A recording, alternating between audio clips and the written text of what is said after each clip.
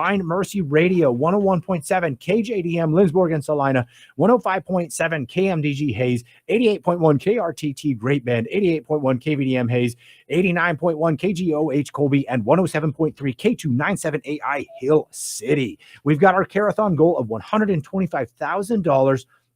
And we're chipping away at it with those matching funds. We'll see if we can get them to get me a total as to how many matching funds we have left. But I know we've got plenty. So if you want to call up and give us a $2,025 gift for the year 2025, that would be awesome. If you want to call and give us a $20 gift and another $25 gift for 2025, whatever you want to do. If you want to give us $100, $5,000, 785-621-4110. All right.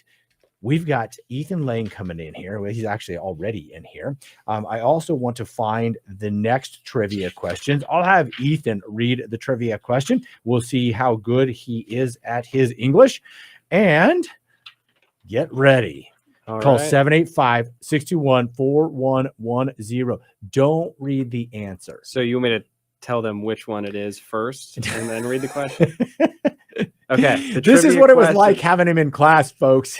The trivia question is, where did the Jewish people offer sacrifice to God?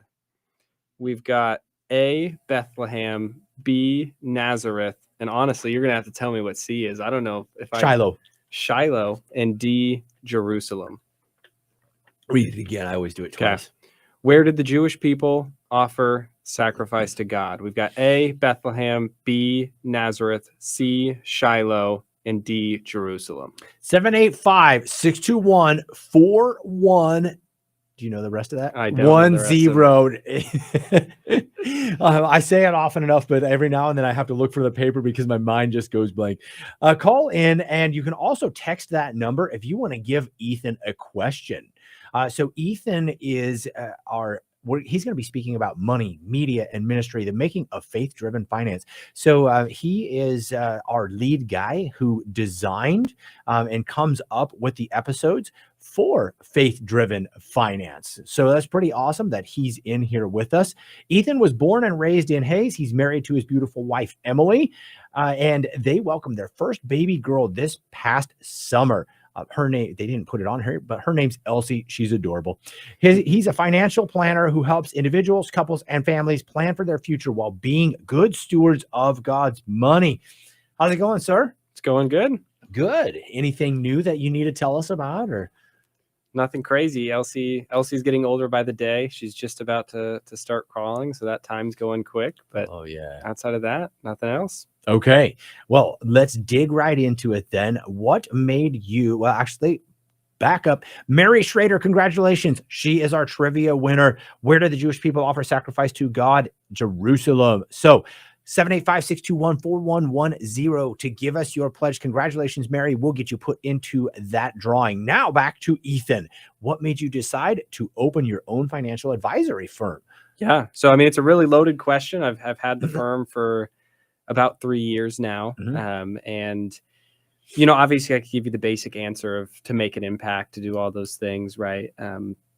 But honestly, I really do think, it was to have the flexibility to build a business the way I wanted to, and to be able to help people in specific ways, you know, which we'll talk about, of, you know, helping people align their money with their Catholic values, helping people, you know, figure out for themselves what is the most important things, and how to balance money. And I think for me personally as well, it balanced this piece of, I love the numbers, I love the math of finance, of investing, of financial planning, all of it.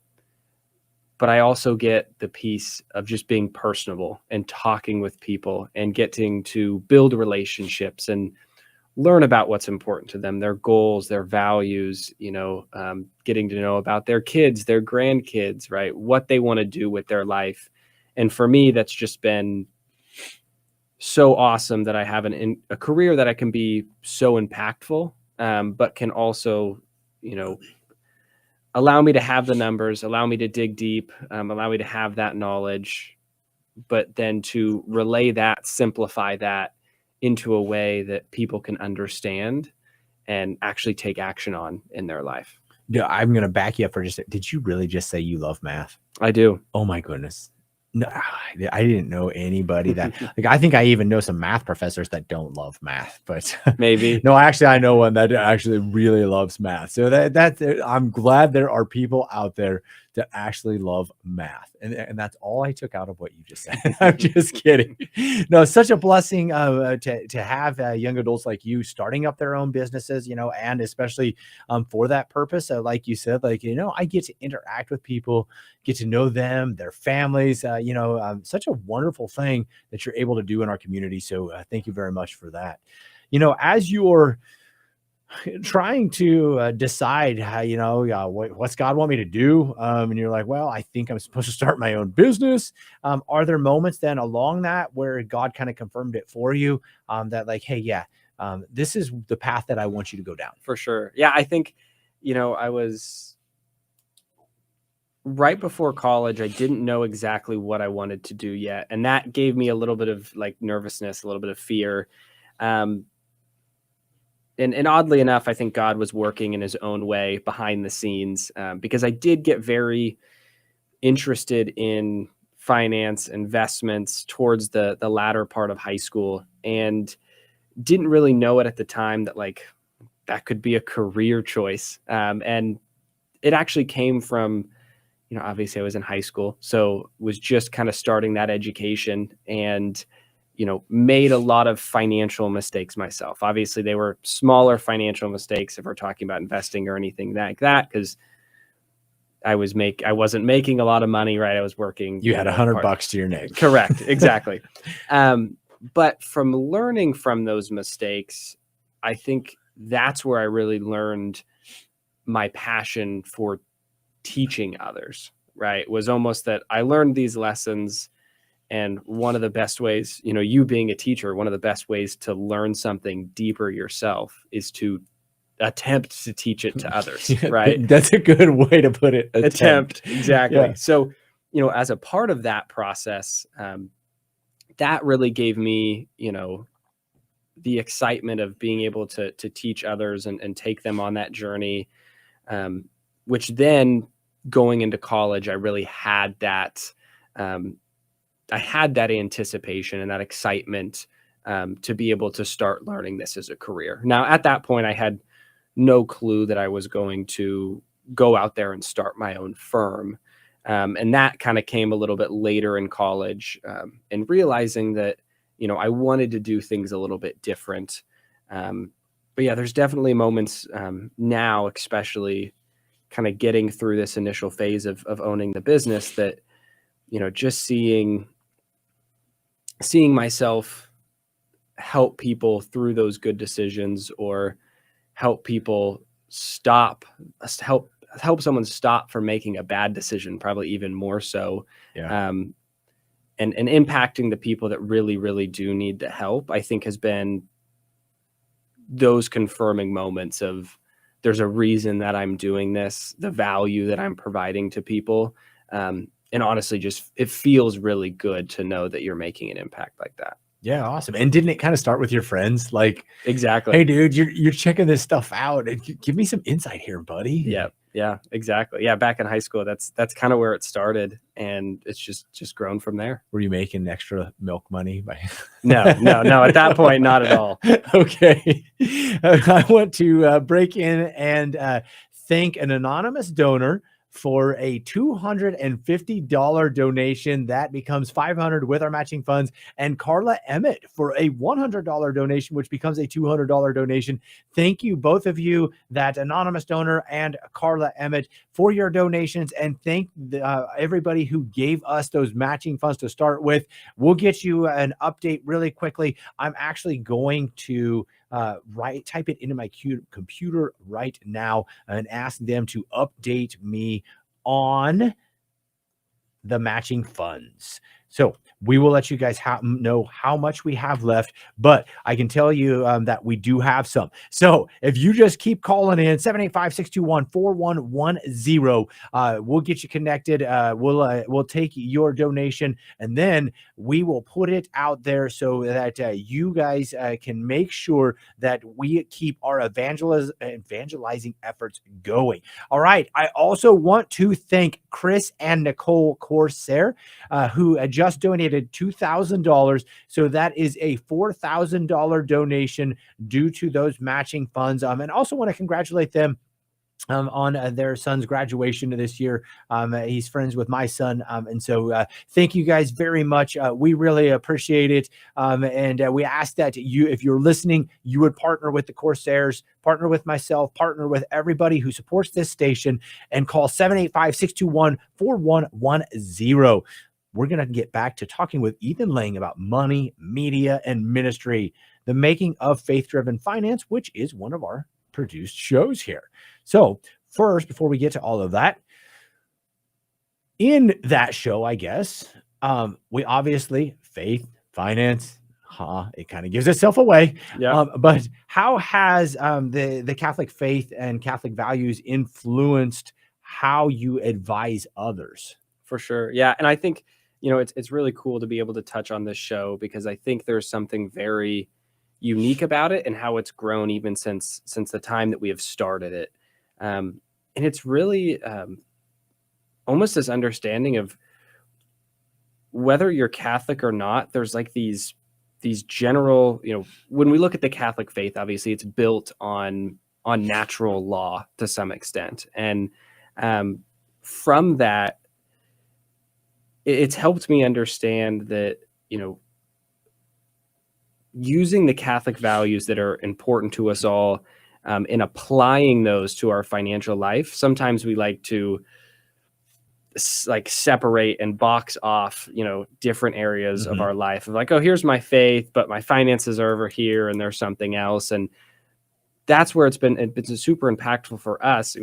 Like you said, the name of the show, Faith-Driven Finance, that we're able to take our faith and use it as a way to push us in the right direction when it comes to our finances. And honestly, it's a balance of, understanding that money is important, right? And that we need to focus on it, and that we need to be good stewards of what God has given us, but that it's not the most important thing. Yeah. So, and this came up in my own brain as you're talking, because I'm sure there's a lot of good financial advisors out there, Catholic or not. But also, one of those things that could come up in financial advising, if I don't have a values-backed moral code, you could look at somebody's situation and be like, you know what? This is super dangerous for them, but it could be very profitable for me. If it is, it'll make them money too, but it's actually really dangerous, and they're really not in the financial position to be throwing that kind of money around. Sure. But let's roll the dice, and so things like that, I imagine, come into play then, where your value system helps you then to be able to advise people and be like, yeah, this could make money, but also this is all you have. Does that make sense? Yeah, totally. And I think that, that's some of the impact of, as we talked in the beginning, your finances are a very personal thing. Like, it isn't just the numbers. Like, there is a lot of values, psychology, a lot of identity intertwined with all of these things. And that's where it can be so important to have someone that shares those same values, with you. Yeah. And kind of point you in the right direction. Obviously, like, my Catholic faith has had a huge impact on how I help clients or just help people in general, using those values of honesty and integrity and transparency, and building those into, the practice that I've built. Yeah. So is there ever tension between the two? Are there times then when, I don't know that you'd like to give somebody a financial advice one way, but your conscience is kind of like, maybe not so much that way, but I can see where there could be tension in the financial advising world and the Catholic backed moral Sure. principles. Sure. Yeah.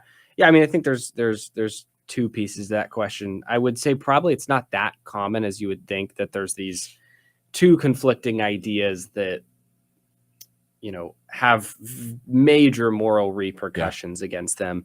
Now there are times here and there, like a few weeks ago, I had someone reach out, and turns out they were a Satanist. I told them maybe it wouldn't be the best fit to work together, right? So there's things like that happen on occasion, but obviously that's not extremely common, right? Yeah. So, with that said, I wouldn't say it's common, but I think that, especially, we said there might not be that many major things that are vastly, separated and like good and evil, good versus bad, all of these things. But, and as we've talked about in the show, there's so many pieces of our faith that are intertwined with money, that it's not that people are making an evil decision or a good decision, but it's like, how can we make the best decision? Yeah. And talking about, okay, what are the things that you actually value the most? And are the decisions that you're making actually backing that up, right? Are you saying, as a Catholic, family values are the most important thing, but you're spending money on things that you don't need, which forces you to have to work more hours and not be around your family, right? So it's not as much the easy, good or bad, right or wrong. It's are we actually doing the things that we say are the most important to us and that are going to get us to the life that we truly want to build? Yeah. So I also know, kind of a follow-up question with that is, there are Catholic investing options. And maybe you can speak to that a little bit, but also, it can be difficult. So if somebody says, like, I don't want any money going to abortions, like, that's a good thing, Sure. and stuff like that. Now, on one hand, we do have to look at our proximity to evil. Yep. Right? Not like we're accepting evil as a good, Correct. but you couldn't, like, anybody who shops on Amazon, anybody who shops at Walmart, anybody who shops at Dillon's, it's not like everybody in those organizations are trying to do evil things. But if you broke down every one of those in just about every organization out there, unless it is like purely Christian, purely Catholic, something like that, there's somebody somewhere who's investing in something that goes against your faith. Yep. And that's what we would call remote cooperation. We're not trying to cooperate in that evil. And if at any possible way, we just wouldn't. But we also can't just like live in a hole in the ground. Yep. So if that makes sense to everybody, we're not trying to accept the evil or say that it's good in any manner. How do you do that, though? How do you invest if it's not just completely Catholic investing, but still try to not harm through your investments? Yeah. I think there's a few layers to this, and you prefaced it very well. And I kind of want to start peeling layers off the onion here. Okay. First off, I would say you've hit the nail on the head, and that, yes, Catholic investments are a very important thing. I use them for a lot of my clients that have those values. But first comes making, maybe the bigger decisions that are in closer proximity to evil, right? So, is there anything that you're directly supporting that is directly tied to evil, right? Like, those need to get out the door first, in addition to all of these things before we even kind of get to the point of investments, right? Yeah, like you wouldn't just invest in Planned Parenthood. Correct. Like, okay, Correct. Yeah, we're going to not do that. Correct. Yeah. There's nothing redeemable about it. Yeah, and even outside of investments, of like, are you supporting any organizations by going there or doing something that are directly supporting evil in some way? Yeah. Right. The second piece of it is like you said, understanding what is we'll call it true evil, in the sense that that's directly what that company is doing. Yeah. Versus let's call it this indirect evil, which you used Amazon, or we could use Walmart as an example. Like, I can assure you that Walmart has something on their books that 0.001% of their revenue is coming from this one product that's evil. Now, is that enough for us to warrant saying we can't invest in that company? If we say that, there's probably no company that we can invest in except for purely Catholic organization companies, right? The other way to get about this too is talking about, is this company selling something that's evil, or is there maybe an HR department that promotes different things for pride organizations, right? It's like, is that the company as a whole, or is that a small group of people within the company? And is that warrant enough to not invest in that company at all, right? So there's this balance, and just as a preface, you're never going to get perfect here, right? Like, you're never going to truly weed out every single ounce of close proximity to sin. Now, with that said, prefacing that all there is a lot that you can do, right? There's certain areas of the market or certain industries that, like, it does make a lot of sense, to have that conversation with yourself as a Catholic, as whether you should be invested in those things, right? And some of those things could be, being invested directly in Planned Parenthood, or anyone that their direct profits come from, abortions or anything in that realm. Also anything with like adult entertainment would probably be a big one.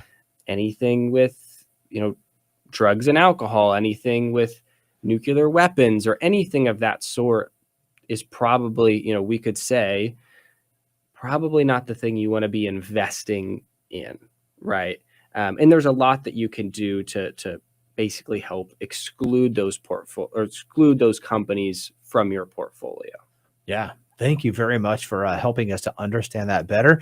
I want to thank Iris and Lloyd Lang, and they gave a $100 donation in honor of their great granddaughter, Elsie Rose. So thank you so very much, Iris and Lloyd. We appreciate it. That $100 becomes $200 with those matching funds we've been talking about. And Cindy and Mark Washburn, thank you for listening and donating. They donated $500, so that becomes a $1,000 donation. Thank you so very much. Please continue to call in. Please continue to support Ethan in his efforts, and also in making this a wonderful show. We have Faith-Driven Finance. Call 785-621-4110. That's 785-621-4110, and we will keep evangelizing for you. This is the easiest way, actually, that you can evangelize, is partner with us. 785-621-4110. All right, we're getting back to talking with Ethan Lang about money, media, and ministry. So we talked some about the tensions that can be involved in those things.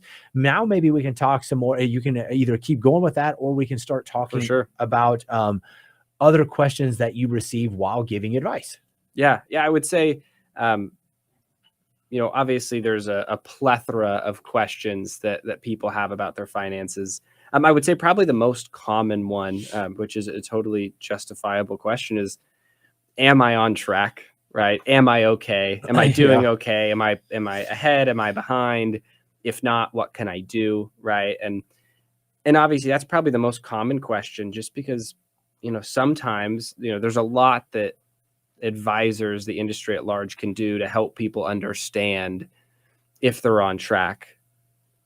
But nobody has a crystal ball. So, like, there's this balance of trusting in the Lord, but also doing, with the information that we do have, being able to use that to give us a good idea of where we're at. Right. So that's, I mean, that's a lot of my job is helping people invest, and whether they're nearing retirement and they're very close, or whether they're, just starting that journey, letting them know, hey, here's the things that you need to do to make sure that you're on track. Right. So I would say that's probably the most common question. I think another interesting point that we could kind of take this discussion is I always find it super impactful, not just with finances, but within your life. I always call it the question behind the question, Okay. which is most times when someone comes in to ask me a question, and it's a good, well-meaning question, it's not actually the thing that they want answered, right? The question might be about, some specific piece of their investment, right? But what might actually be the thing is they're just nervous with the markets, or they don't know, if they're on track to retire. They don't know this thing or that thing. And I always find it very impactful to dig a little deeper and ask more questions to understand ultimately where that question is coming from. Okay. That's an awesome thing to do. Then also to kind of follow up on your am I on track question, that obviously looks different for every person. For sure. What do you just kind of broad overarching though, what do you help people to go through to help them to find out, well, what is the track? For sure. So if I'm going to ask that, like, it's not feasible for me to be like, hey, Ethan, am I on track to have $10 million? Because that's not Sure. my lot in life, Yeah. right? At least not right now. Sure. So what would you say if I was to come into you and be like, I need to figure out what on track means for me? Yeah. Yeah. Okay. So I'm going to answer it in two different ways because, and you'll can't kind of see why. Where I can help people in most cases is running basically a lot of simulations, right? And a lot of these simulations, I'll keep it simple, are based on what we've seen in the past, historical returns, right? All of this stuff. Now, if someone comes into my office and they are 25 and they're like, hey, I'm just starting, my career, like I want to invest, like how am I on track?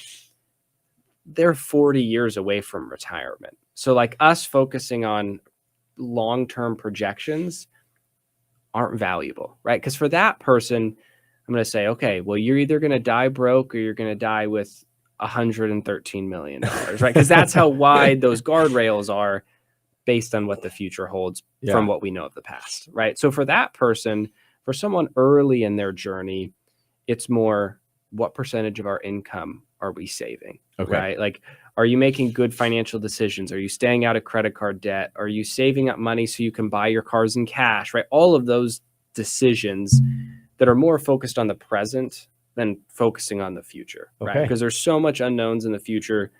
Because if you've got 40 years from retirement and then another 20 years after retirement until you pass away, like you got 60 years there, right? A lot can change. So it's almost not worthwhile to force that and to try to make those projections. Now, for someone who, let's say, is nearing retirement, is 5-10 years away from retirement, and it's like, I've done well for myself. I've got this 401k. I know Social Security is going to be here. I've got this pension as well, but I just don't know how to tell, like, am I on track or not? Like, what are my odds of success? Right. And that's where I'm able to kind of help clients comprehensively bring all of those moving parts of their financial life into one piece, ultimately a software.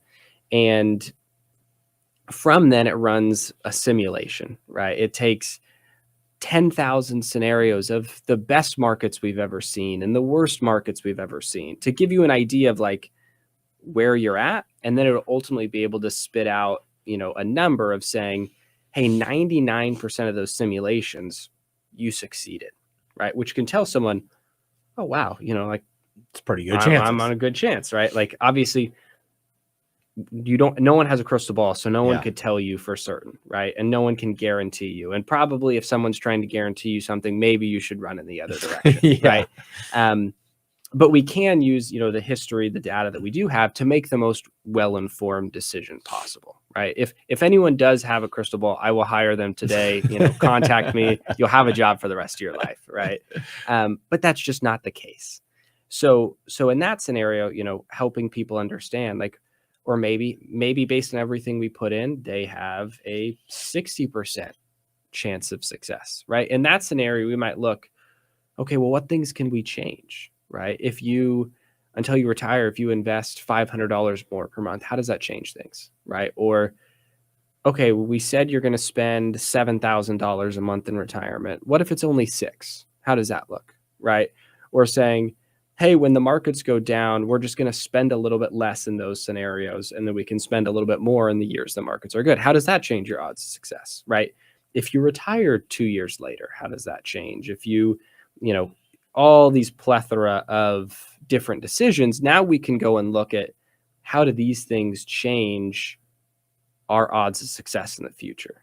Again, it's based on the simulation. And if the simulation says 63% odds of success, that doesn't mean that it's truly 63, but it's based on historical data, which is the closest thing to, what we can deem to be accurate, if that makes sense. Yeah, absolutely. And I'm going to come back with a question about that here in just a second. I got an update on matching funds. So we're currently at $9,250 in matching funds. So if you would call in and continue to whittle down those matching funds, 785-621-4110. That's 785-621-4110.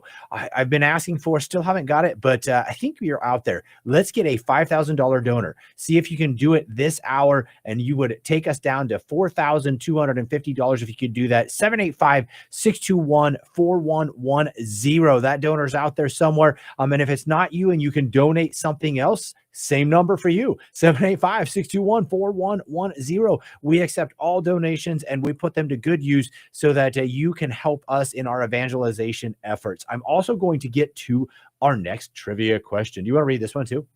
I think you got it. Oh, man, just like in school. All right, here we go. Question number 2. Call that same number.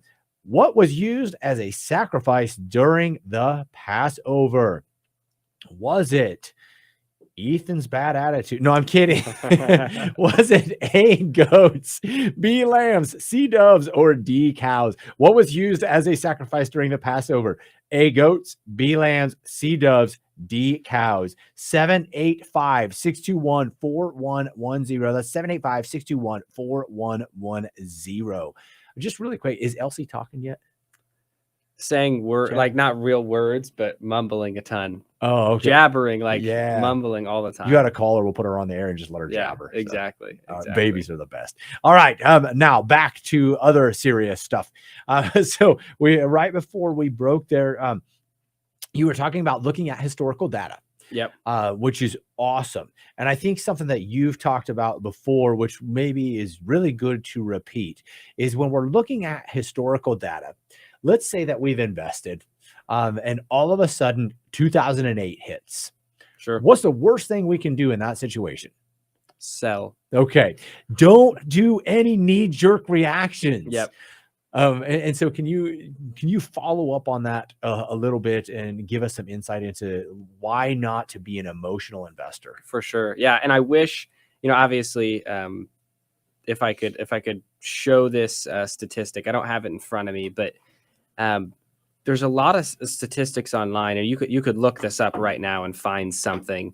But essentially, just missing the best day or the best week or the best month in the market has a huge impact on your long-term returns, right? So the way I always say it, to simplify it, is time in the market is more important than timing the market. Because what ends up happening is, right, markets are going really well, right? They're going up. And what do? You're like, oh, markets are doing well. They're going to continue to do well. I'm just going to put more money in, right? Then markets start to go down, right? And you've already lost some money here, and you're like, oh, well, markets are going to continue to go down. So then you sell at the bottom, and then markets continue to go. You're like, well, I'll buy back in when it's lower, right? And if markets continue to go lower, you're like, well, I'll wait till it gets a little bit lower, right? You keep pushing off this decision. Then markets start coming back up. And once you get to that point, you're already past where if you just would have stayed invested, it's worth more than it was before. And you still haven't invested yet. And you're waiting and you're waiting. And then you decide to make that decision.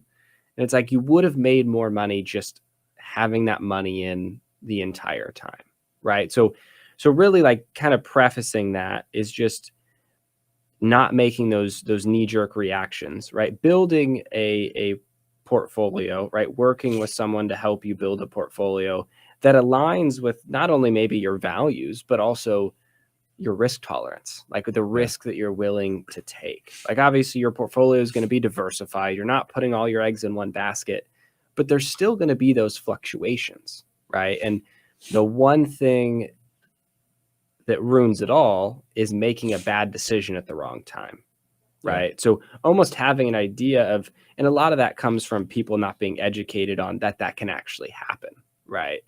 And for them to understand that, yes, it might feel different this time, right? Maybe back in COVID, it felt different because it was a world pandemic. It wasn't a financial crisis.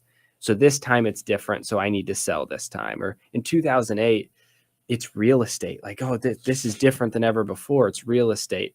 I'm going to sell because it's different. And realizing to some extent, yes, each time is different, but that still doesn't mean that you should be making a bad decision with your money at the worst possible time. It's the same thing of, if there was a pair of shoes that you were looking at that were $100, right? Tomorrow they're 50. Are you more likely to buy them or sell them? Right? You're more likely to go in and buy, right? Because you're like, because they just dropped these 50%. are on sale, right? But we don't see the same with investing, right? Our mindset feels different. When we see it going down, it's like, well, now is a good time to sell. It's going down. Maybe it's switching the script a little bit and ask yourself the question, if these companies are still as valuable from a perspective of the goods and services that they make over the long run, it's then a better time. You're able to buy a bigger share of those companies for the same price. Yeah. It's kind of, as you were speaking, what really came to mind there was, and I haven't done enough research, I don't know, but you remember Redbox? The movie, like the rental? Yes. Yeah. It's kind of like that. So they no longer exist, at least in the form that they were in. And so it's one thing if you have a company that has a very specialized product and you're like, that's actually very old, like VHS. And nobody even has a VHS. I mean, some people out there listening probably do. And I think there's one actually in my basement in one of our closets that's never been used. And so, but my point there is, if you had something that was that specialized and they were a company that was going under, that's different than if, like you were talking, like, Apple has a bad quarter. Yep. Unless their product is like completely trashed, and they are completely going under, then that's a different thing. Does that make sense? Yes, correct. And I think what you're kind of trying to get at too, even on top of that, is this idea of diversification of, when you just, even if we use Apple as an example, even if you just own Apple, you have the risk of Apple as a company, their new iPhone 18 coming out and having a faulty chip that hurts Apple as a company, right? Now, when you're diversified and you're investing in hundreds or thousands of companies, if something happens to Apple, it's not as big of a deal because it's a smaller piece of your portfolio. You're diversified amongst the whole market, right? You're not putting all your eggs in one basket, as they would say. So then the risk that you still have to deal with, though, that company specific risk is in a sense diversified out, but you still have what's called the market risk, right? Which is different events in the market. We'll use COVID as an example, that a lot of things were shutting down. Therefore, company profits were expected to drop in the short term. So valuations came down. But realizing that those are just market cycles. And also kind of just asking the question of, obviously, I can never guarantee anything, right? I don't have that crystal ball.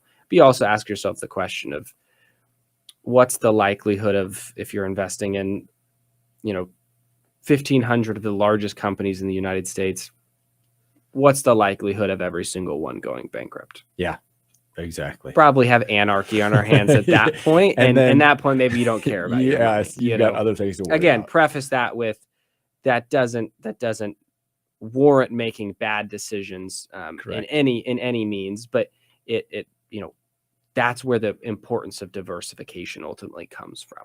Okay. I want to congratulate, and also, oh, this is kind of a sweet thing, sweet to my heart. So my daughter Cecilia Marinser called in, and she was the winner of the trivia question, which means that she's probably back at home not feeling well today. So God bless you, sweetheart. I hope you start feeling better. But also, it's kind of a beautiful thing that you're at home and mom's letting you listen to Catholic radio. So if you have sick kids at home, let them listen to Catholic radio. It's good for them. But the correct answer there was lambs. What was used as a sacrifice during the Passover? Correct answer is lambs. We'll get you entered into that drawing, sweetheart, and hope you feel better. All right, we are on our Divine Mercy Radio Spring Care-a-thon. Pray, hope, and don't worry. We have that total goal of $125,000 every day. If you go to our website at dvmercy.com, you can see the thermometer, see where it's at, and that will kind of update you. But I also try to keep you updated. Remember that right now we are at $9,250 of our matching funds left. And so if you want to help us to chip away at that, call 785-621-4110. We are talking with Ethan Lang about money, media, and ministry. He is the inventor of our show, The Making of Faith Driven, or he is the inventor of our show, Faith Driven Finance. And so it's great to have him in here. And we are talking about some wonderful financial advice and just things that he goes through and helps people with in his own financial advising business. So, Ethan, we've talked quite a bit about scenarios and things like that. Are there other questions that you frequently receive that you wanted to discuss before we move on? No, I think we're good to move on. Okay. So then with your background in the Catholic faith, do you have success stories about how Catholic virtues, values specifically themselves, influenced a client's financial decisions? Yeah. I think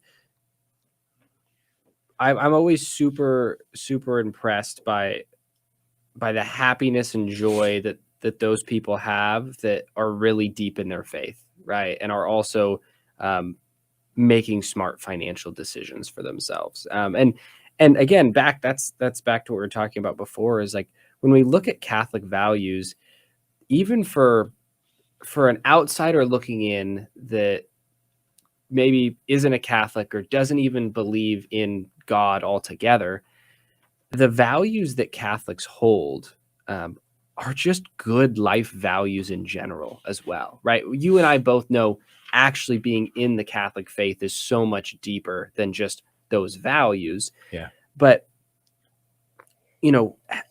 just helping people realize it, and those who are really adamant and deep in their faith understand the true importance of family and of sacrifice and of all of those things, and making those smart financial decisions and ultimately being a steward of God's wealth, right? So I don't know if I have any specific, one-off moments or stories, but I think that I've come to learn that those that truly embrace their Catholic values in all areas of their financial lives have had a huge impact on how they feel around money, right? Obviously, they're still going to have stress. They're still like, not that just because you're Catholic and you make smart financial decisions that life is just easy at that point. Yeah.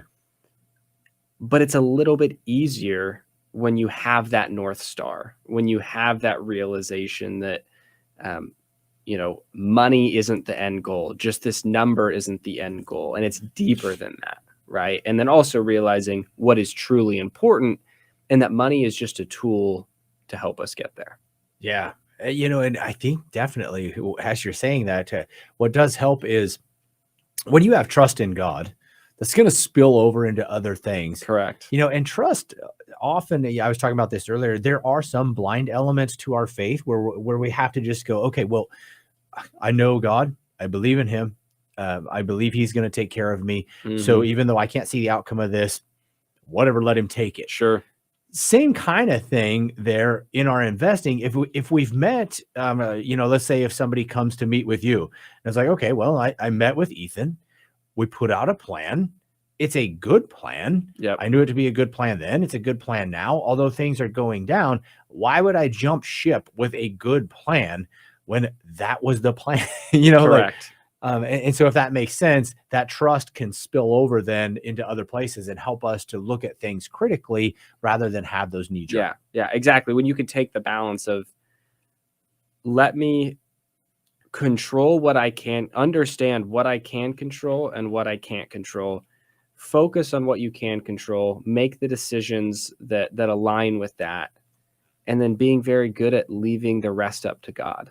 Yeah. And realizing that I've done the things, and not that you're going to be mad at God if things don't go the way that you thought they would in your mind, but that you're making the good decisions, setting up that plan, sticking to it, and leaving the rest up to him.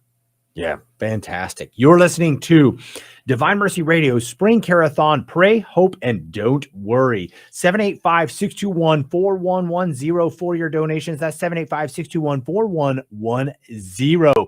Remember, we've got $9,250 left. Let's use those up by the end of the day. Where's my $5,000 donor? Let's get it. I think we also have a bunch of people out there who maybe don't have $5,000 to give, because like that's also me. But if you can give anything, call 785-621-4110. We appreciate every dime. You guys are so wonderful. We are so blessed to have such great listeners, and we thank you for tuning in. We are talking with Ethan Lang about money, media, and ministry. All right, Ethan. So obviously, we talked a little bit about this already, our Catholic values influencing our decisions, but also prayer and discernment in our financial life. Those two are going to obviously go together. But what's the importance, and what does it look like? How does that help us then in our financial decision making? For sure. Yeah, I think I'm just going to use my personal experience here, and that discernment and prayer play a huge role in a lot of the decisions I make, not just on a day-to-day basis, but a long-term kind of strategic basis as well. Of, going back to finances can be hard sometimes, because there's not always a right or wrong answer, right? It's like, should I do this thing, or should I do this thing that's inherently wrong? Yeah, I probably should do the right thing, right? Yeah. But your Finances can be a lot more complex. It's like, do I buy that? Do we upgrade this home? Like, what are the impacts of that? And not that it's always a no or always a yes, but it's like, for our individual situation, what are the things that we're giving up? And I always love that as an exercise. And actually, one of our probably biggest episodes was around this topic of, these quantifiable and non-quantifiable, these visible and invisible benefits of, it's easy to look at the house and see, oh, look at the extra square footage, the extra bedrooms, it's newly remodeled, all these things. But for us to buy that, what do we have to give up that we can't see, right? Now, again, if you can afford it and it's within the budget and not a whole lot changes in your life because you just had been diligent and saved that excess money, right? That's totally fine if you realize that that's the most important thing for you. But then there's also the balance of, what does that mean for my marriage, for my kids? Does it mean that, again, do I have to work more hours to get to the same spot? And does that mean I don't get to go to as many baseball games or as many events for my kids? Or does that mean I get to spend less time with my wife? Or does that mean that I'm going to get less sleep in any given night, and that's going to make me more stressed and more high strung and all of those things? And it's super easy to see the car, people are going to see the car that I have, right? Mm-hmm. Or people are going to see this home. But there's always the non-quantifiable things behind that. So that's where prayer and discernment comes in, of actually looking at those things. Of like, it's so easy to have the blinders on and just looking straight forward at that one thing. But being able to widen that gaze and really discern and pray about, what are the things that I'm not thinking about here? Yeah. What's the opportunity cost? What am I giving up by saying yes to this decision? And that's the hard part and sometimes scary part about finances, is making a decision to buy an expensive car on a loan can be a 6-7 year decision, where once you make that decision, sometimes it's hard to get out of it, because in 3 years that car might not be as valuable. So selling it might be a little harder if you still have a big loan.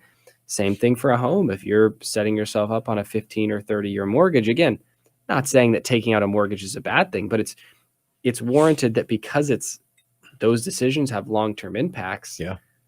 It's worthwhile to take the time to pray and discern them. Yeah, absolutely. And it also then brings in, I don't think we always have to say needs versus wants, because sometimes a need is a want, Sure. like a car. If I don't have a car, that's a need, but I also want a car because it makes things a whole lot better. But to kind of look at those things and do understand them though, in the light of, all right, wants aren't necessarily bad. Correct. But is this a want that, like, this is what you're saying, is this a want that is going to make me have those invisible benefits of, or would you call them benefits, or would you call them something else when it's something negative? Yeah, probably just the opportunity cost, the cost that goes on the other side of it. Yeah. So is this going to give me an opportunity cost then that is not going to be helpful? Yeah. Because it could even be that, like, well, maybe I can't afford this, but like you said, the opportunity cost isn't going to necessarily be that my checkbook is completely drained. But it may cost. It's a non-financial cost. Yeah. Right. Something that you can't see. And that's what makes it so hard, is because it's non-financial, you can't quantify it. Like, if you don't get to spend a lot of time with your kids, or you don't get to spend a lot of time with your spouse, right? We would say that time with your family is a very important thing. But like, I can't quantify it. I don't know the amount of time that you spend with your kids in a day, right? Because it's not visible. It's quantifiable, but it's hard to hard to quantify. I'm certain you're probably not tracking the amount of hours you spend with your kids every day. Right? No, it just happens. It just happens. But with that said, if I told you to pull up your bank account statement, there's a number there. Oh yeah. Right. And you can see that. And I think that's where it's hard, is whether it's a car or a house. And again, I always want to preface, none of those things are bad, but it's so easy to look at the visible benefits, and then this is where buyer's remorse comes from, is you just look at the visible benefits, and then you come to realize the invisible costs, the non-quantifiable costs after the fact. Yeah. Right. And that's where the prayer and discernment can maybe help you figure some of that out beforehand. Yep. And I think you mentioned this in one of our episodes. This actually is where a lot of people now are falling with vehicles, especially because a lot of vehicles are now 75,000 and up. And I'm just like, oh my goodness, that's ridiculous. But yeah, a lot of people like the new car smell. But then you have buyer's remorse after about 2 days. Once the first payment comes through. Yeah. And especially if you have kids, and all of a sudden there's a McDonald's bag or something in the back, and chicken nugget fell on the floor. Yeah. Or they spilled something, and you get in and you're like, oh, what is that smell? And like, so all of a sudden, that shiny new penny isn't shiny anymore. And you're like, oh man. Yeah. So I appreciate you bringing that up. Yeah. And then the hard part is sometimes we think that the problem will just be solved if we have the next thing. Yeah. And then it's, well, gosh, okay, well, we both need new cars. And then, well, we need new cars and a house. So it's just this one more thing. We just need, whatever that thing is. And again, not that any of these things are bad, wrong. That's what makes it so tough, is if it was good and evil, we could sit here and tell you, don't do that. It's evil. It's wrong. None of those things are wrong. Yeah. It's just figuring out for yourself, for your individual situation, what is the cost that you're foregoing to get this thing. Yeah, thank you. We're on talking with Ethan Lang about money, media, and ministry. We're on our spring Care-a-thon. Pray, hope, and don't worry. So praying for all of you. Please pray for us. And also we ask that you would hold us up with your own checkbook. Call 785-621-4110 as we are in here talking about investing. I just personally think that one of the best things you could do is to evangelize with your checkbook. And so, yeah, if you were to call in, give us your donation. We have other people that have given through very generous means of their own, and they have given us these matching funds. And those matching funds are there so that your donation immediately gets doubled. And the reason why I say that I think this is so important is because it may seem to the outside world that it's easy for me to talk to people, to evangelize people, and it's not. Not even for myself. But I can support Catholic radio and let Catholic radio do it for me. Not saying that gets me out of everything, but it does help a lot. Call 785-621-4110, and we will help you to evangelize by keeping these airwaves going. All right, Ethan, here in our last few minutes, do you want to talk to us a little bit about some common money myths that maybe Catholics fall into, should stop believing? Yeah, I think, and we'll preface this and we'll kind of end the hour here, which is this is the by and large reason why faith-driven finance was created. Because I truly believe that sometimes there is this misunderstanding around money, that money is evil, right? And we know that, that's not what it says in the Bible. Right? We couldn't do this right now if Correct. we didn't have money. Correct. Yeah. And that money isn't evil, but the love of money itself is, right? So I think this biggest myth is obviously first understanding that, right? Understanding money is not evil. Money is important, but it's not the most important, right? So we've got these spectrums, right? Money isn't evil. Money is important, but it's not the most important, in the sense that I feel like the camps here have always been, money feels like this taboo thing. It feels like this far off thing. It feels evil. Having money feels wrong. And because of that, people just avoid money, right? And they end up making bad financial decisions and doing all these things because they feel that that's evil.